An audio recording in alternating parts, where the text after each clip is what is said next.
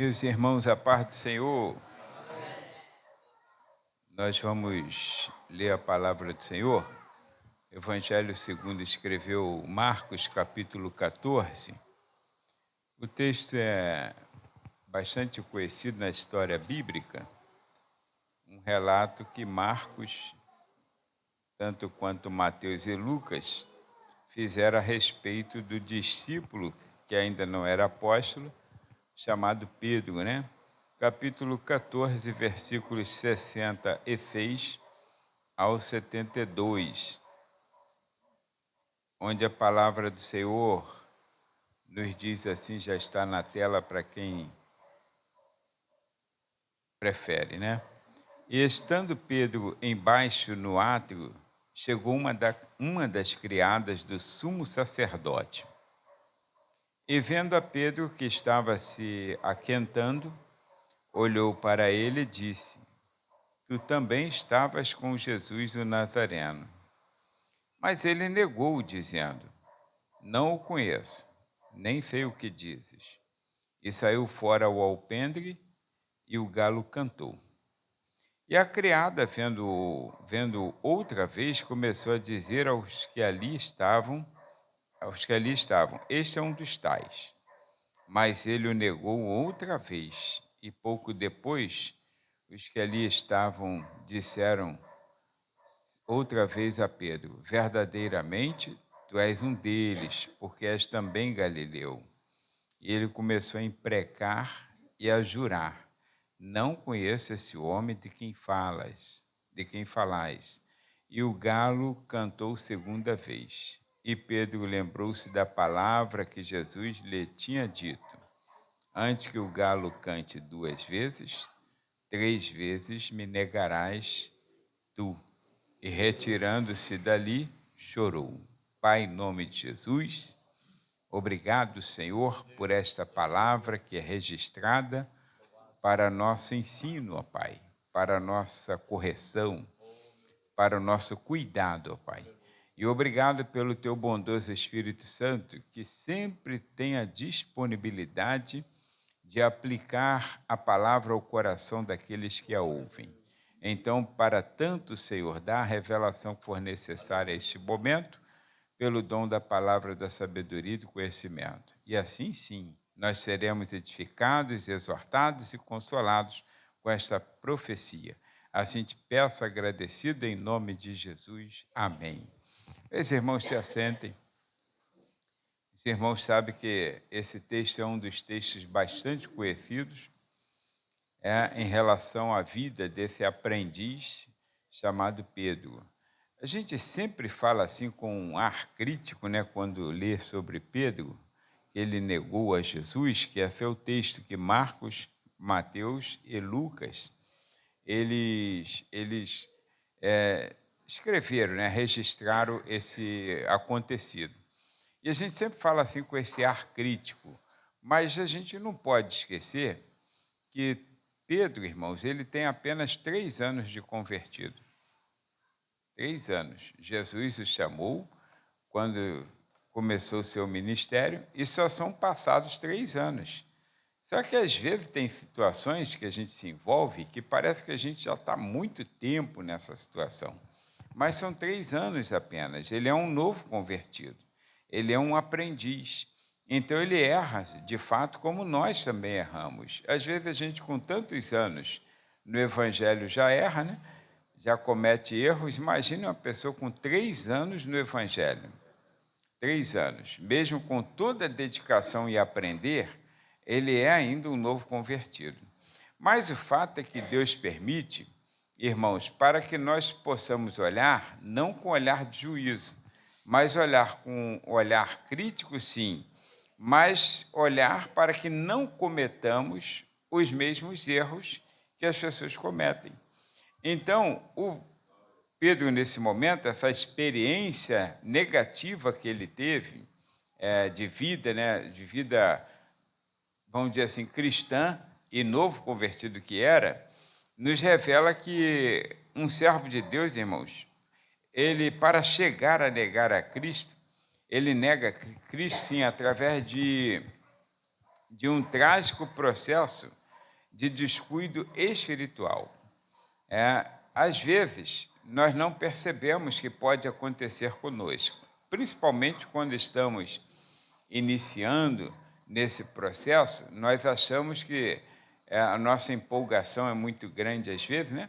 E achamos que nós somos melhores do que qualquer outra pessoa. Já viu aquele crente que ele fica o tempo todo acusando a pessoa que está errando? Ele não olha para si mesmo, né? Então, ele deveria olhar para si, saber das suas fraquezas, suas limitações, e segurar um pouquinho a sua onda, segurar um pouquinho a sua boca, a sua língua, para que ele não possa cometer erros que depois as pessoas possam também não usar de bondade e misericórdia para com ele. Agora, quando Pedro comete esses erros, aqui nós temos aqui alguns fatores, eu vou relacionar 5, 6 com o finalmente, né?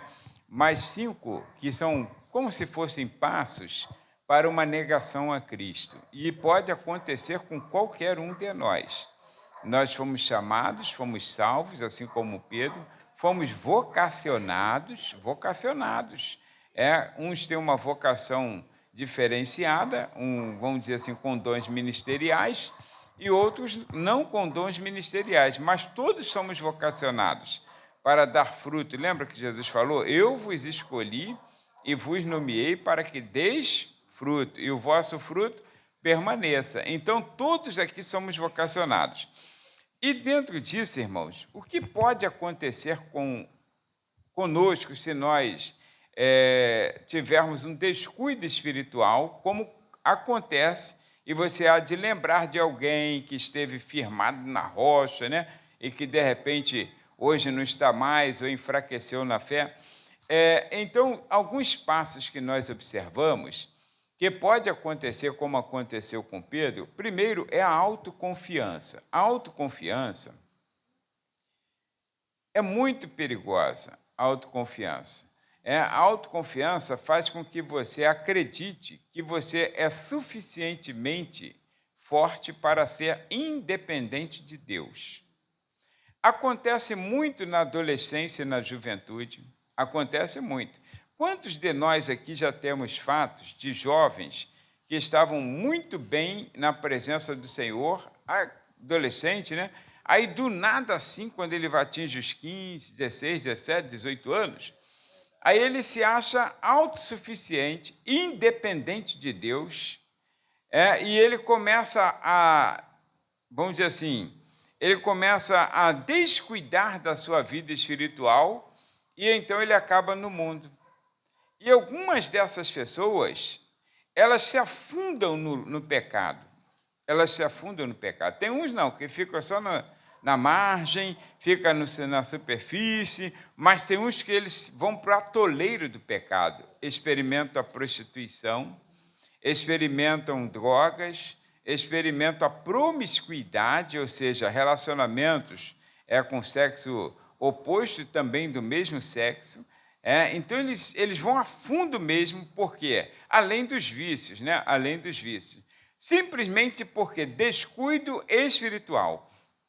Descuido espiritual. Porque, irmãos, quando nós achamos que somos independentes, a primeira coisa que tem já é uma negação a Cristo e já é uma incredulidade. Por isso Jesus falou assim, no mesmo capítulo, né, que é o 15 de João, em que ele fala sobre a responsabilidade, aí ele fala assim, sem mim, nada podeis fazer ou podereis fazer. Nada, absolutamente nada. Então, não importa a idade, o descuido espiritual, geralmente ele leva a pessoa a uma confiança em si mesmo. E a Bíblia chega a dizer, em relação à confiança em si mesmo, a Bíblia diz assim, maldito o homem que confia no próprio homem, faz da sua carne mortal o seu braço forte e aparta o seu coração do Senhor. Jeremias 17:5. Então, quando ele diz isso, ele está falando, aí sim, a gente precisa do contexto histórico, porque sem o contexto, você vai dizer assim, por isso que eu não confio em ninguém. sem um contexto. Mas com o contexto, você observará que o Senhor está falando de uma autoconfiança que Israel estava tendo, e essa autoconfiança levou ao desprezo do Senhor para confiar no seu projeto. Eu me alio com o Egito é forte, e aí nós vamos ficar fortes. Só que o Egito estava fraco e eles também ficaram fracos. Então, na verdade, aí apartou o seu coração do Senhor. Então, mas eles confiaram no Egito? Claro que confiaram. Mas antes de confiar no Egito, numa associação, eles confiaram o quê? Nos seus próprios projetos. Então, ele mirabolou um projeto, por isso que Salomão, na sua sabedoria, ele diz que o coração do homem pode fazer planos, mas a resposta certa dos lábios vem do Senhor. Quer dizer, nunca seja autoconfiante. Nunca, irmãos, mas nunca mesmo. Há um número infindo de pessoas, servos de Deus, com pouco ou muito tempo de crente, que o primeiro passo para a negação a Cristo é a autoconfiança. É quando ele não precisa mais de Cristo para resolver problemas, nem pessoais e nem da igreja. É quando ele não precisa mais de Cristo para elaborar o seu sermão para o culto, ele não precisa mais, porque a sabedoria dele já é tamanha. É quando ele não precisa de Cristo para mais nada. A autoconfiança, irmãos, é um pecado gravíssimo perante o Senhor, porque ela nega ao Senhor. Porque tudo que fazemos, nós precisamos ter o Senhor ao nosso lado. Qualquer coisa que você queira decidir nessa vida, você precisa de Jesus. Tem um hino da harpa cristã que nós cantamos, que é: eu preciso de Jesus, tu precisas de Jesus. Acho que é o 303, né? Então, eu preciso de Jesus, tu precisas de Jesus. Todos precisamos dele. E para qualquer coisa. E, inclusive, para a vida espiritual ser mantido de pé. Então, eu preciso, confiança em si mesmo, ou seja, independente, irmãos, acha que é forte. Não, eu consigo. Não, eu tenho condições. É como se ele fosse imbatível. E ninguém é nada sem o Senhor. O apóstolo Paulo, ele tinha um cuidado tremendo com a sua vida, e ele diz assim: irmãos, o mal que eu não quero fazer, esse eu faço. Mas o bem que eu quero, não consigo. Então, aí ele ficou lutando com o Senhor em oração. O Senhor falou: Paulo, a minha graça te basta. Quer dizer, porque o meu poder se aperfeiçoa na fraqueza. A graça de Cristo é suficiente para nós. A graça de Cristo. Aí, então, se eu não tenho a graça de Cristo, irmãos, eu estou caído. Eu estou exposto. Então, eu preciso dessa cobertura espiritual. Eu preciso, você precisa. Então, independente da faixa etária. Eu estou citando assim que é comum para os jovens, porque nós temos, aqui mesmo nós já tivemos perda de jovens, que vinha tão bem, né? E, de repente, eles começam a achar o mundo mais brilhante, o mundo mais interessante, como o filho pródigo, lá de Lucas capítulo 15, aí então acha que tudo é mais bonito lá fora, até o chiqueiro ele acha que é mais bonito do que na igreja, até o chiqueiro de porcos. Aí ele acha mais interessante do que a reunião com Cristo. Aí o que acontece? Depois, quando ele cai na real, aí ele vê que ele está todo enlameado, está fedido, está cheirando mal, cheirando a lavagem. Aí, quando ele vê naquela situação, alguns ainda conseguem erguer os olhos e dizer: pai, pequei contra ti. Alguns, e outros não conseguem. Não tem força nem ao menos para erguer os olhos e dizer: pequei contra ti. Irmão, não tem coisa melhor do que você estar na casa de Deus. Não tem coisa melhor do que você servir a Deus. O mundo é uma ilusão.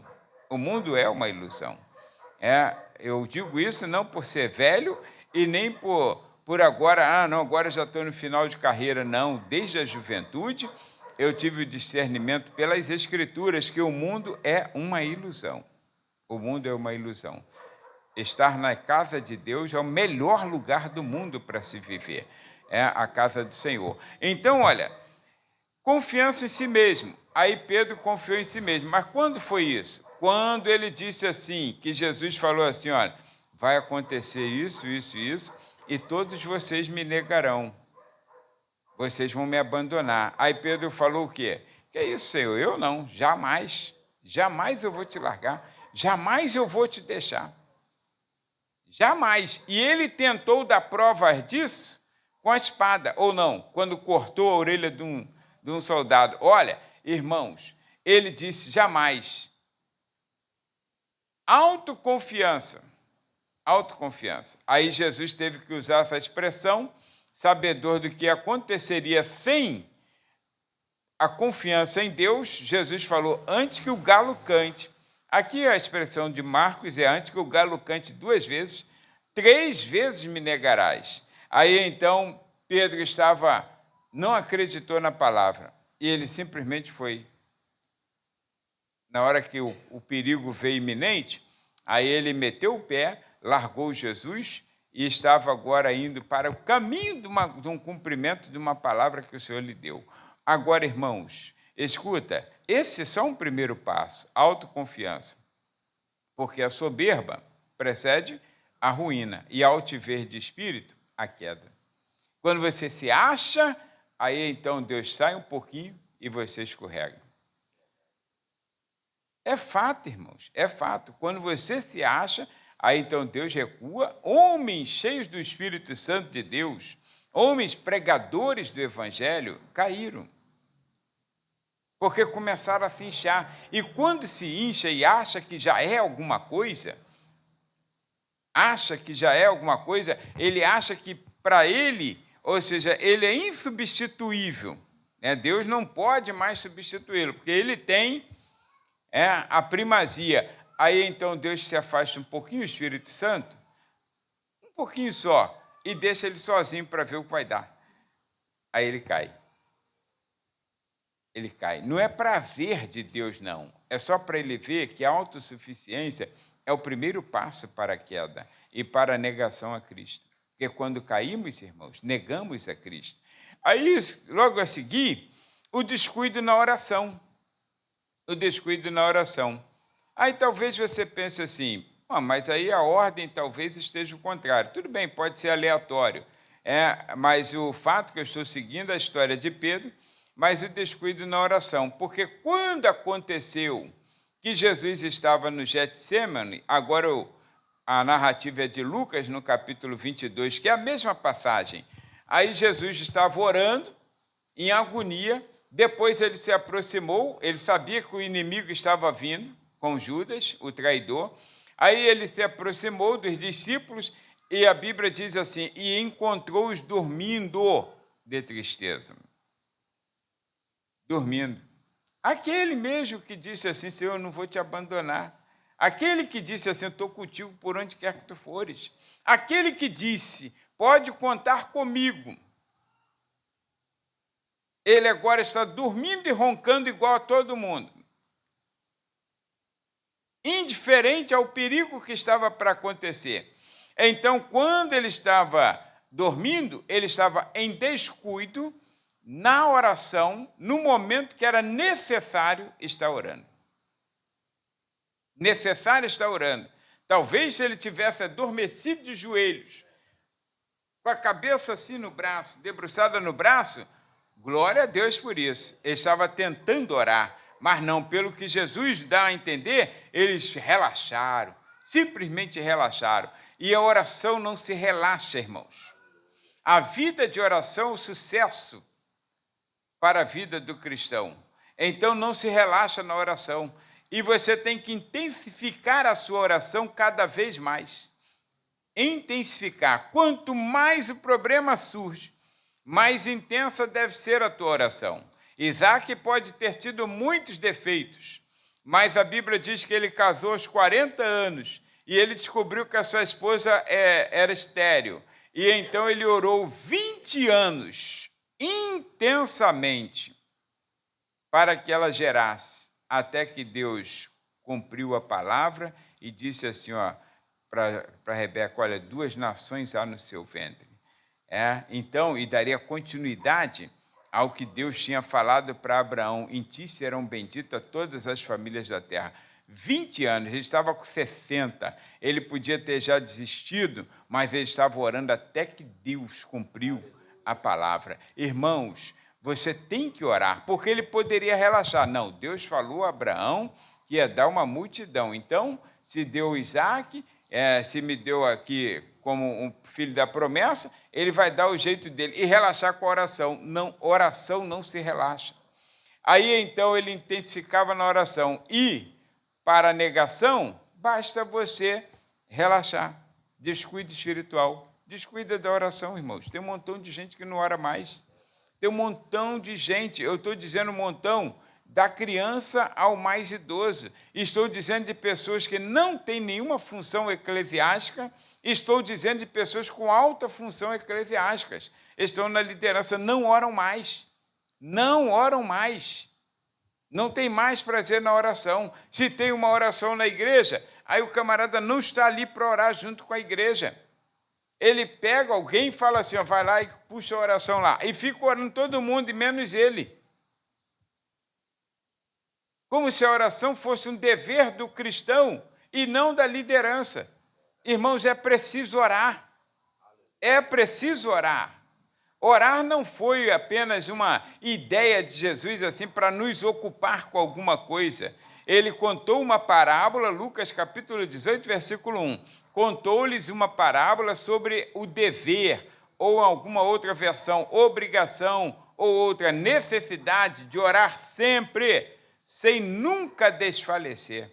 Então não é orar hoje, porque hoje tem oração. Não, orar sempre, sempre, sempre, sempre, sem nunca desfalecer.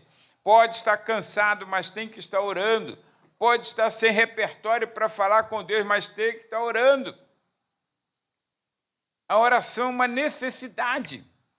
Então, irmãos, descuido na oração, dormia tranquilamente, né? O inimigo se aproximando e eles dormindo, roncando, sonhando. E ali o inimigo chega. Aí esse descuido leva a pessoa à negação de Jesus. Hoje, não tem jovens para orar. Não tem jovens, até... Não sei se eu cheguei... assisti um vídeo, né, uma irmã falando, cadê a consagração dos jovens? Marca uma consagração de jovens, irmão. Meu Deus, é uma vergonha. Eles não oram. E quando ajoelha para orar, é 10 minutos. Que consagração é essa? Que consagração? Não tem oração, não. Não tem. Como vai passar em concurso? Como vai ter um bom casamento? Como vai fazer as coisas dar certo na sua vida? Vai contar com a sorte? Vai contar com algum peixe lá dentro da política? Não, eu conheço alguém que é meu tio, não sei mais quem, que ele é gerente de uma mega empresa aí, de uma multinacional, já garantiu a minha vaga lá. Irmãos, se o Senhor não for contigo, não dá certo. Não dá certo, você precisa orar. Você precisa orar, o jovem tem que orar, vai ter consagração, ele tinha que ter prazer, nós vamos orar. Mas não tem prazer, irmãos. Não tem prazer. É um montão de gente que não tem mais prazer, passa o sufoco que for, mas não tem prazer de vir uma oração. Às vezes fica à toa, vai andar na rua, vai no sacolão, vai na padaria, vai em tudo quanto é lugar, menos na oração. E vai passando sufoco a vida dele. Ora, irmãos, ora. A oração feita por um justo pode muito em seus efeitos. E quando você ora, Deus se propõe a atender a tua oração. A gente está sempre cantando hino aí, aquele hino em fervente oração. Todo mundo aqui canta. Do púlpito ao porteiro lá fora, canta em fervente oração. Mas orar, você sabe que é o segredo, mas na hora de orar, cadê você? Ora, irmãos, sem oração o crente não tem vitória. Não tem. A oração, segredo da vitória. Orar. Aí a gente fala, Daniel orava 3 vezes ao dia. 3 vezes ao dia. Tinha um hábito de orar. E a gente não ora nenhuma vez. Ora. ora, ora. E só se aprende a orar orando. Não é de outro jeito. Ora todo tempo, ora a tempo e fora de tempo. Ora, irmãos. Descuido na oração. Aí vem outra situação que Pedro também aconteceu, que nós já mencionamos. Usa armas carnais numa luta espiritual. Aliás, falamos até sobre isso agora, né? Na festa dos varões. Usar armas carnais numa luta espiritual. Irmãos, não teve discernimento nenhum. Como ele acordou sem orar, acordou no susto, os caras já estão em cima, não sei onde ele arrumou uma espada. Aí arruma uma espada e o Senhor falou para ele, guarda essa espada, embainha a tua espada. Armas carnais para ganhar luta espiritual não tem lógica, irmãos. Não tem lógica. E como funciona isso? Irmãos, eu já acabei nas entrelinhas falando, é contar com ajuda política, é contar com o peixe grande que está lá dentro, é você contar com o teu conhecimento, com a tua sabedoria, teu diploma na parede. Irmãos, armas carnais não ganham lutas espirituais. Assim como Deus, o inimigo está pouco ligando para o conhecimento que você adquiriu. Ele está pouco ligando para a formação eclesiástica ou a formação, graduação aí comum que a gente fala material, né? É uma expressão que eu não gosto muito, mas fala a expressão material. A graduação, ou o que você faz, o que você ganha, está pouco ligando para isso, irmãos. O inimigo não tem medo de formação, não tem medo de pregadores que sabem o hebraico, o grego, nada disso. Ele não tem medo. Ele sabe falar o hebraico, ele sabe falar o grego, sabe falar o latim. Ele é espiritual, como foi dito aqui, não tem medo dessas coisas. Mas ele treme quando nós oramos, porque nós então aprendemos a usar armas espirituais.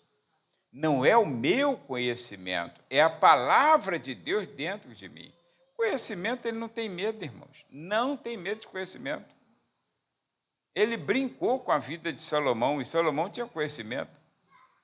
Ele brincou com a vida de Salomão.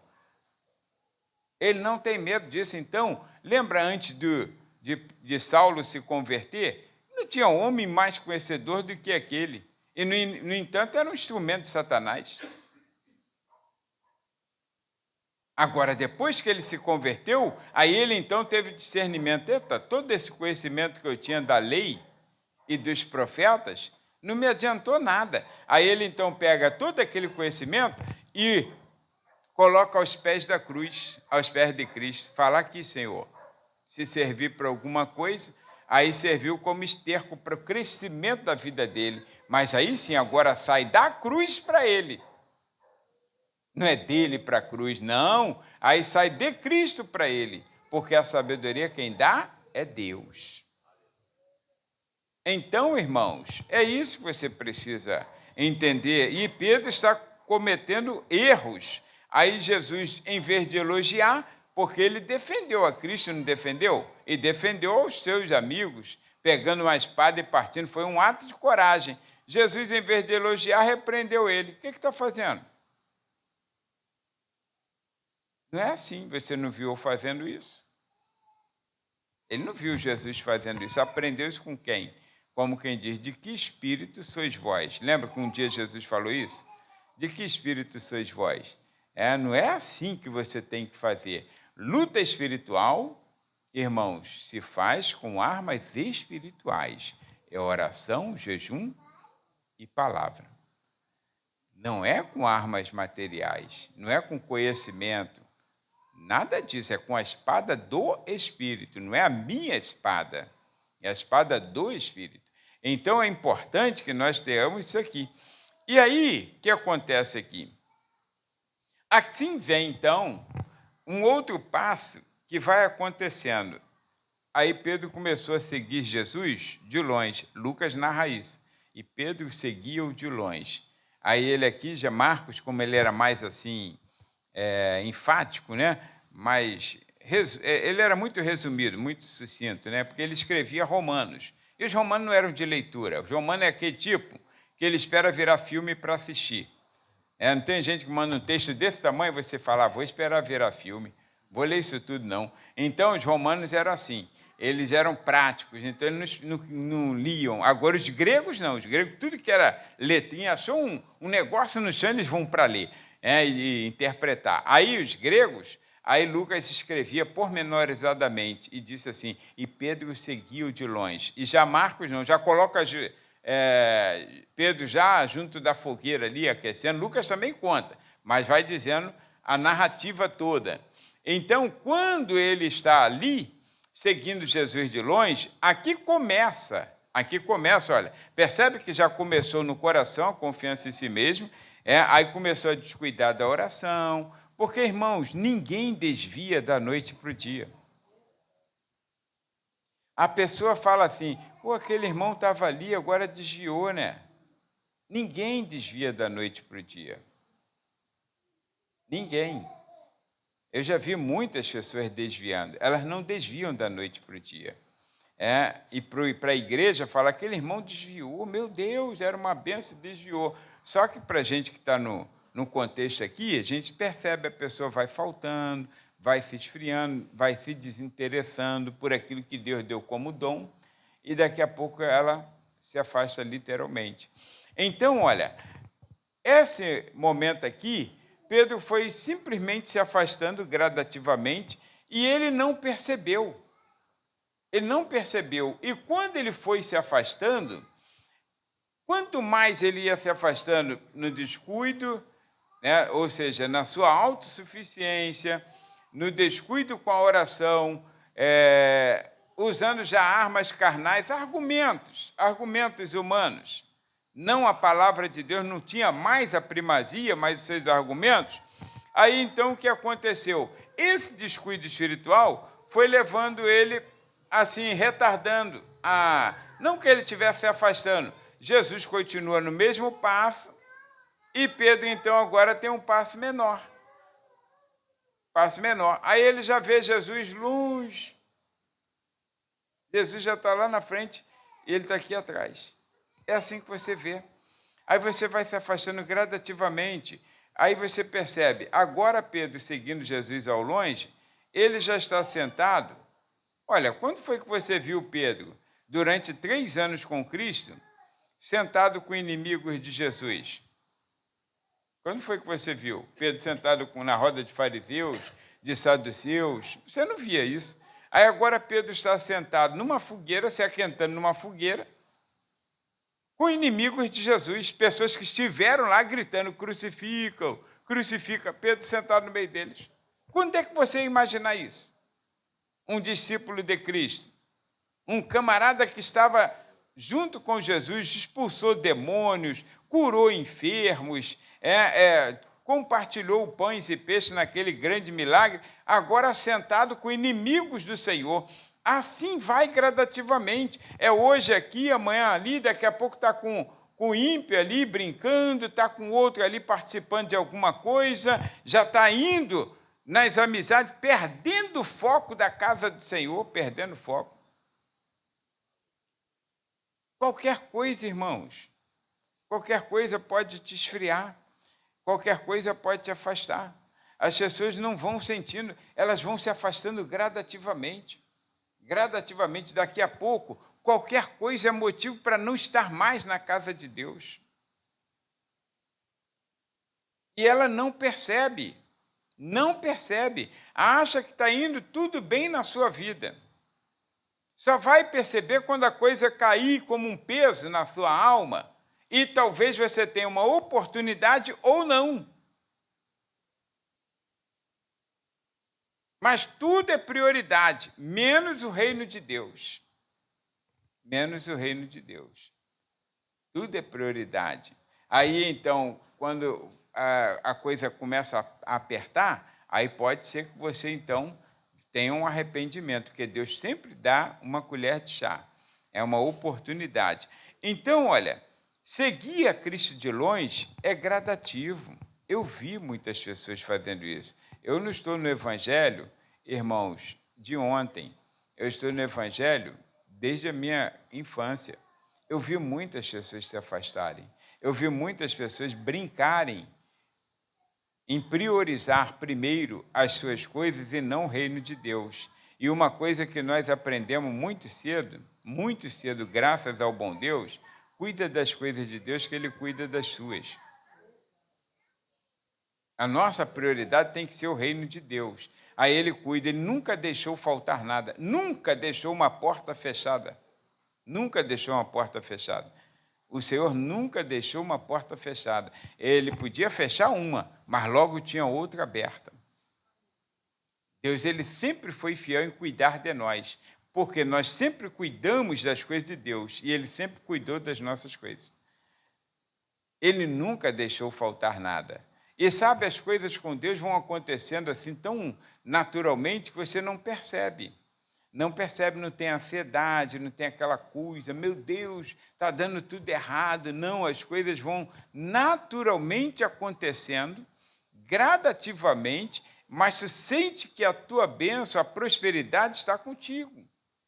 Está contigo. Então, Deus sempre cuidou de nós, sempre. A minha juventude, irmãos, até hoje eu nunca deixei de ver o cuidado de Deus. Agora, sempre priorizamos a obra de Deus, o reino de Deus. Aí hoje, as pessoas não querem mais priorizar o reino de Deus. Não querem mais. As pessoas querem, às vezes, ter um caminho de sucesso, tipo assim, se eu tenho que fazer alguma coisa, eu abandono aqui para fazer lá. Irmãos, não funciona. Não funciona assim com Deus. Não funciona. É como se eu tivesse autossuficiência. Não, eu vou fazer sozinho. Vou fazer sozinho. Não. Quem faz acontecer é o Senhor em nossas vidas. E Ele sabe exatamente onde trabalhar contigo, onde te colocar. Então, você não pode se afastar. Aí, junto com essas pessoas, imagine, junto com pessoas que não creem em Cristo, junto com pessoas que falaram mal de Cristo, junto com pessoas que disseram crucifica, ou se não professa a mesma fé, imagine se essas pessoas terão bons conselhos para você. Irmão, tu está perdendo teu tempo. Está perdendo a tua juventude. Está perdendo a tua juventude. Aí, então, está perdendo o seu tempo. Você poderia aproveitar mais, passear mais, desfrutar mais dessa vida. O argumento das pessoas é, você só faz isso aí, daqui a pouco você morre. Aproveitou o quê? Aí tá, tudo bem. Aí eu vou questionar você agora, né? Então, imagine que eu não tenha aproveitado nada, só fiz a obra de Deus. E você aproveitou tudo. Aproveitou tudo. Quando você morrer, que lucro teve isso? Não, que lucro teve? Uma pessoa que aproveitou tudo e uma pessoa que não aproveitou nada. Aí a pessoa fala, morreu sem aproveitar nada. Mas que lucro teve para os dois que vão para o mesmo buraco? Se lá do outro lado pudesse falar assim, aí tirei onda, aproveitei tudo, estou aqui. Agora não tem, irmãos. Morreu, não leva um botão. Um botão. Então, viva o melhor de Deus nessa terra. Quando Jesus falou assim, mas buscai primeiro o reino de Deus e a sua justiça, e as demais coisas vos serão acrescentadas, irmãos, ele não estava blefando. Ele não estava blefando. Só que nós priorizamos as nossas coisas. E a avareza nos leva a priorizar as nossas coisas. Irmãos, acredite, quando você cria um propósito com Deus, Deus supre na outra área. Supre na outra área. Deus não deixa faltar. Agora, eu tenho que ter propósito. Não é o pastor que tem que mandar na minha vida, não. Você tem que ter um propósito com Deus. Aqui nós temos um testemunho, o nosso irmão Agilson. Agilson já contou o testemunho dele aqui. O Agilson, ele se converteu, ele tinha um botequim. Vendia cachaça, vendia cerveja e vendia muito, porque todo domingo tinha um campo de futebol ali, ele vendia muito, aí tinha frango lá, eu mesmo, a gente passava lá e comprava frango, né? Tinha frangueira, então ele vendia, aquilo estava sempre tumultuado, e o domingo era o melhor dia para ele, o domingo.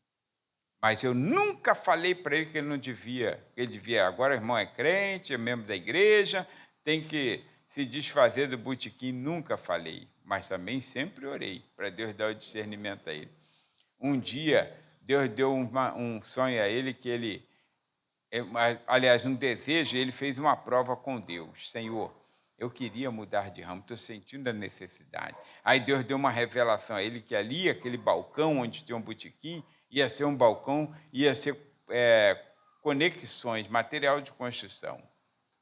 No dia seguinte, amanheceu todos os freezes, tudo que estava dentro do freezer, o freezer super congelou, estourou todas as garrafas de cerveja, todas do freezer.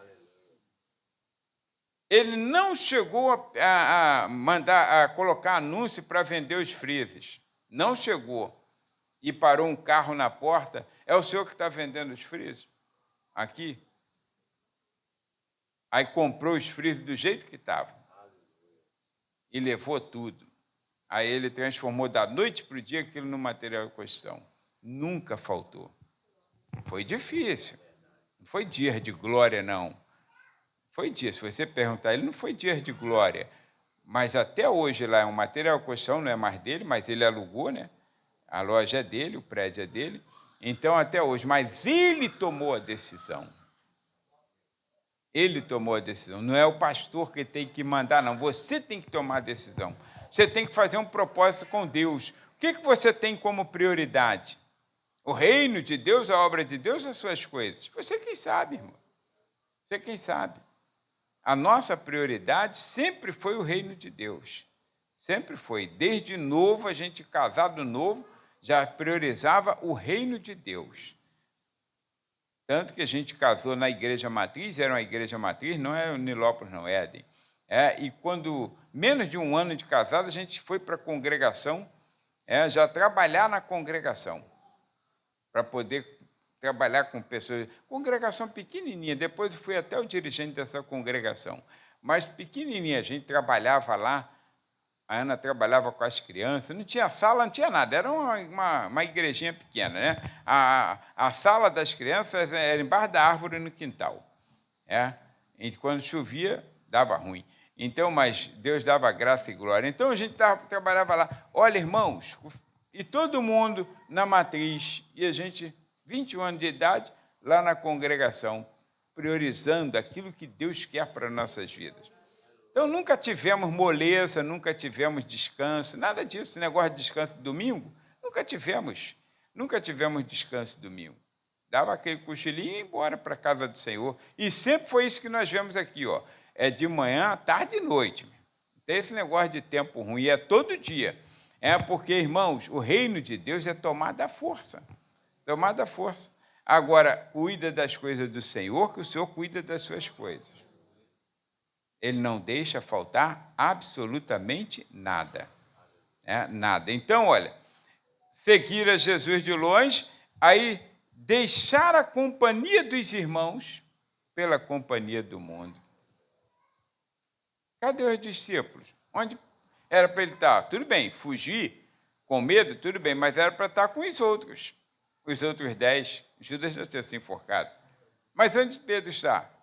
Na companhia do mundo. Eu vi isso acontecer muitas vezes. Aqui mesmo nessa igreja, eu estou com 33 anos aqui, irmãos. Aqui mesmo eu vi acontecer. 33 anos, hoje é dia 17, né? 17 dias. Aqui mesmo eu vi acontecer pessoas que começaram a deixar, aí estava aqui, cantava, tocava, fazia, acontecia, regia, aí daqui a pouco está sentado na galeria, faltando um culto, vem um, não vem outro, vem dois, falta 4, aí daqui a pouco está no mundo. Está no mundo, não vem mais. Aí sempre tem uma desculpa, hoje é resfriado, amanhã não sei o quê, amanhã que eu torci o pé, depois é porque eu fui desempregado, depois é não sei o quê, e sempre tem uma desculpa, depois se afasta. Irmãos, a companhia da igreja, não deixando de se congregar, como é costume de alguns. Esse ainda é o melhor lugar para cultuar a Deus. para você aquecer.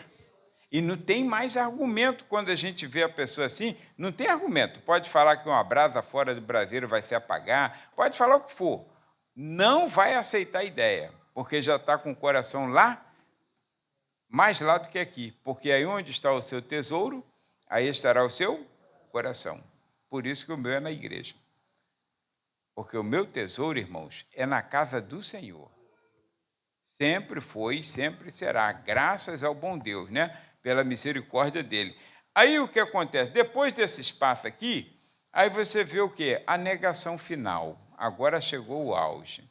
Porque vem a aprovação, vem a aprovação. Aí chega uma mulher. Eu não sei nem o que aquela mulher estava fazendo numa roda de homens. Porque se é uma fogueira só com homens, mulher não era para estar ali. Aí vem uma mulher, mas é Deus mesmo que envia, para fazer a vergonha dele. Aí vem uma mulher que é serva do sumo sacerdote, Caifás, o pior inimigo de Jesus. O homem que mentiu, pagou um alto preço, 30 moedas de prata, para que pudesse condenar Jesus. Ele era o chefe do Supremo Tribunal Religioso. Aí, então, para tu ver com esse negócio de tribunal, Supremo Tribunal dá pano para manga, né? Aí, então, ele foi, pagou, aí ele mentiu, ele afrontou para poder prender Jesus e o condenar à morte. E ele está lá, e a mulher vem e fala assim, oi, como vai reconhecer Pedro, gente? Como? Como vai reconhecer Pedro se ele está no escuro, à luz de uma fogueira, uma noite escura, fria, à luz de uma fogueira, aquela mulher não tinha contato com eles, e chega assim e fala, oi, você é um dos tais. Porque Satanás, ele vai te acusar. Ele é o acusador. Agora, diferente, quando você está perto de Jesus, nenhuma condenação há para os que estão em Cristo Jesus, que não andam segundo a carne, mas segundo o Espírito. Fora de Jesus, há condenação. Aí ele pode te acusar. Aí Pedro já cai em outro pecado. Aí ele diz, não, mentira, não conheço esse homem. Aí vem a mulher novamente, fala com ele. Não, aí começa a xingar, outro pecado. Começa xingamentos. Começam as ofensas, né, palavras ofensivas. Então, primeiro o galo cantou, ele não percebeu. Quando o galo cantou 2 vezes, aí ele lembrou a palavra do Senhor. Antes que o galo cante 3 vezes, antes que o galo cante 2 vezes, 3 vezes me negarás, porque já estava na terceira negação. Aí, então, ele lembrou da palavra do Senhor, aí disse assim, e retirando-se dali, chorou. Aí Lucas, que eu falei que ele narra melhor, aí ele falou assim, que Jesus, nesse momento, Jesus olhou para Pedro, é outro fator interessante. Olha, tudo bem, da parte de Jesus, tudo bem, estava lá no Sinédrio, passando, sendo julgado, aí olhou lá fora, lá na direção daquela fogueira, olhou para lá e viu Pedro. Provavelmente, não nitidamente, vamos dizer assim, humanamente falando, que Jesus já tinha sido espancado, já tinha sido esbofeteado. Mas Pedro olhou para Jesus, nessa noite escura que eu estou falando, e só com a luz da vela, lá do Sinédrio, aí Pedro, o olhar de Jesus cruzou com o de Pedro, e Pedro chorou amargamente. Quer dizer, a bondade de Deus em dar outra oportunidade. Agora, será que todos vamos ter essa oportunidade? Quantos já foram afastados da casa de Deus e morreram sem Cristo? Então, para não correr esse risco, irmãos, não siga Jesus de longe. Reconheça esses passos, volte para o caminho, aplique-se a orar, aplique-se a palavra, aplique-se a fazer a vontade de Deus. Negue-se a si mesmo, irmãos. Não troque aquilo que é eterno por algo que é passageiro, irmãos. Um prazer da carne. Por favor, irmãos. Prazer da carne. dirigi uma congregação, cheguei lá, essa congregação pequenininha, depois falei, nós nos tornamos dirigentes lá. E fomos fazer a classe de novos convertidos. Aí descobri que tinha uma irmã, já contei isso aqui, uma irmã que não era batizada, eu achava que era. A senhora já de cabelo branco, né? Naquele tempo as mulheres não pintavam o cabelo na Assembleia de Deus, né? Aí então, a senhora já de cabelo branco, vamos dizer que ela tivesse os seus 60, não sei, porque eu era 20 e pouquinho, então a gente achava que 60 era velho, igual vocês novos aí, acho que eu sou velho. Então é natural. Aí o que acontece? Aí chamamos aquela irmã para questionar, né, porque que ela não era batizada. Irmãos, 14 anos que ela frequentava aquela igreja e não era batizada porque jogava no bicho. Detalhe, ficou rica? Por favor, irmãos, abre mão do pecado, abre mão de vícios, abre mão daquilo que, de maus costumes, abre mão, irmãos.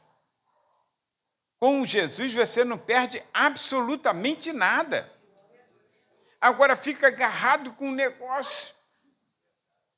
Nem parece que conhece a história do macaco velho que não mete a mão em cumbuca, né?